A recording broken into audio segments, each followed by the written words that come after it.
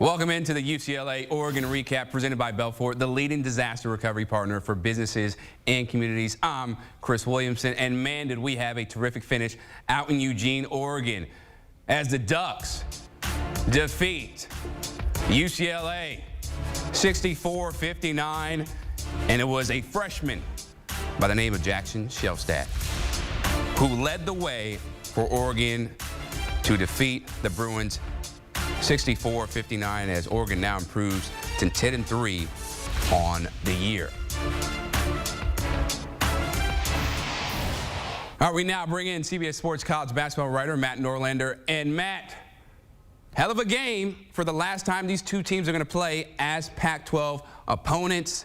We knew it wasn't going to be an offensive explosion, right? UCLA has a great scoring defense, Oregon a little bit lower.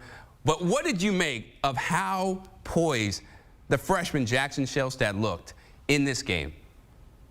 Well, this is his second really big moment of the season. He had a huge three-pointer earlier this season that helped Oregon push itself past a just okay Michigan team. And then here, I don't even know if we can say UCLA is just okay. I mean, it had a good fight in this game, kept it close on the road, a very urgent game for the Bruins. We can get to them in just a minute here. But Jackson Shelstad is emerging as one of the most valuable freshmen in the country. No, he wouldn't be in the top 5 freshmen in terms of overall statistics right now. But if you've watched Oregon so far this season, this is a big win for the Ducks. Protect your home floor. Get to 10-3. Still, build yourself toward having an NCAA tournament resume as you get into Pac-12 play.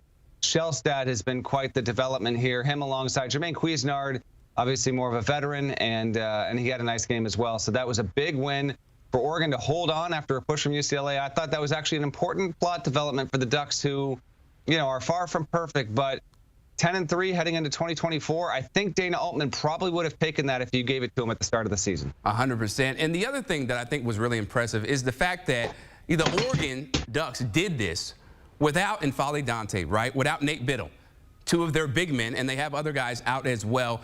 And we saw Adem Bona cooking. So what does it say about Oregon to get this done when you have somebody like Bona on the other end who is a great post presence, and they're still able to come out with the W?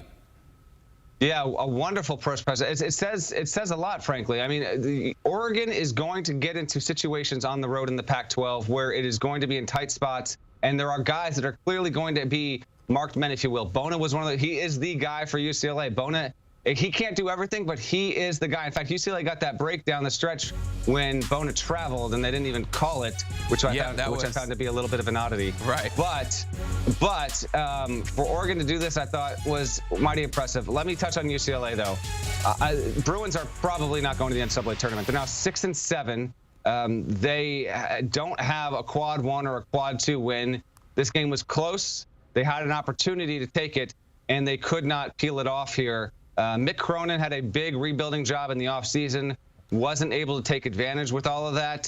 He lost some guys to the portal, didn't get some other guys that were in the portal that he wanted to come join UCLA. This is a rare down year in the final season of the Pac-12 as we know it. It really is it is a bummer for UCLA, but it's 6-7. Pac-12 is not one of the 4 best leagues in the country. Not a lot of quad 1 opportunities.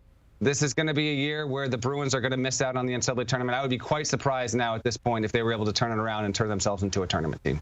So, Matt, why don't you think they have the pieces together that will allow them to make it into the tournament, even if, it's not as a, top 1 through 9 seed, but maybe, 10 through 14, whatever, because they did show a lot of fight. And I know Oregon is not, it's all world-class team, but they still are, 10-3, and they look like they're going to compete in the Pac-12. So what did you see out of the Bruins that told you this team, this is a rebuilding year for Mick Cronin? Well, it's not just the game here. It's more that we've seen UCLA plenty at this point. They've had, 5, 6 opportunities against quad 1 and quad 2 opponents. Haven't won a game yet. Don't have the offense. Aren't good enough on offense to be able to pull this out. They're going to get some wins in Pac-12 play. I mean, they're going to finish above 500, but they don't have the resume here. So it is unfortunate, and yes, I am projecting forward here. If UCLA was able to rally from this and wind up winning 12, 13, really 14, it probably needs 14 wins in the Pac-12 to be able to have an at-large case, then yes, I'll be eating crow. But I have not seen any evidence to this point this season that Mick Cronin's team has the offensive acumen and capability to be able to to win against the opponents when it matters most. And this does come down to the fact that the Pac-12, right now, we don't know how many business league is going to get. You've got Arizona, will definitely get there. Colorado is well on its way. And then we'll see about the likes of Washington. Does it wind up getting there? USC is underperforming. Oregon might get there, but I think this is a 4-bid league at most, and I'm not seeing UCLA in that formula. All right, so UCLA, after being a tournament team for so long, looks like they're not going to make it, according to Matt Norlander. And make sure to download the Eye on College Basketball podcast, where he and Gary Parrish break down all the storylines, all the trending stories that are going on in college basketball, from rankings, recruits, you name it, baby. They have it covered on the Eye on College Basketball podcast.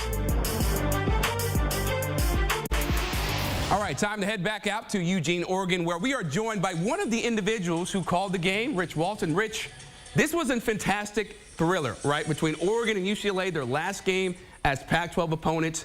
What did you make, though, of how the freshman, Jackson Shelstad, rose to the occasion in a very tight moment? Well, look, he was the difference maker in the second half. He didn't have a great first half. I think he had 4 points. He finished with 20. He hit threes. And more than anything, he handled the ball well against a UCLA defense, which is very, very physical and really is the strength of Mick Cronin's Bruins. Shelstad's their leader. He's a guy that grew up idolizing Peyton Pritchard, who's now in the NBA with the Celtics. When Pritchard was at West Lynn High School, he wore number 3. That's where Shelstad went to high school. He wore number 3. And he follows Pritchard here at Oregon. He was the difference maker in this. Jermaine Couisnard chipped in with 15 as well. It's a big win for Oregon. They're playing without 2 of their starters, and both of those guys are bigs. And N'Faly Dante is maybe the best big in the Pac-12 conference. They think they're going to get him back in 2 weeks. Nate Biddle, I think maybe 3 weeks. But they're playing without him, and they're playing well. I mean, they're 10-3 right now without those 2 guys. If they can hang in there and get some more wins and get to those 2 guys returning, they're a really dangerous team in the Pac-12. Yeah, it should be exciting to see them watch in the Pac-12, but also in the tournament when that time comes around. Now, I also want to ask you, though, on the flip side, the Bruins, right? We're so used to seeing them in the tournament, being, you know, in the second weekend or even in the Final Four. But this is a very youthful team, I'll say, for Mick Cronin. So what do you see out of the Bruins that is going to determine their future in terms of where they might rank in the latter stages? Well, look, this is going to be a team that develops as the year goes along. They're the youngest team in the Pac-12. I think they're one of the 10 youngest teams in all of college basketball, and with good reason. They lost 3 players in the NBA draft. They lost their starting 5 as well. You know, Tiger Campbell, their leader, is now playing in France. He was such a great floor general for them. The parts, and my partner Clark Kellogg said it today on the telecast, the parts are here, and the parts are really good, but they're just so young. They started 2 freshmen, started 2 sophomore. Tough to do that in the road against a pretty good Oregon team. So I don't think you can measure UCLA right now by where they are in terms of where they're going to be. Their losses have come to quality opponents, and they've had tight losses. So while they don't look like they're headed to the NCAA tournament, about mid-season, this is a team that if some of these youngsters start to get better, and the guys that they have as well, they could be a problem at the end for somebody, and you never know. You get hot. You know, think about Mick Cronin's Final Four team. They lost their last 4 games of that season, and then they won their first in the first 4 and got to the Final Four. I'm not saying this is that team, but they're young as that team was the year before. So the parts are here.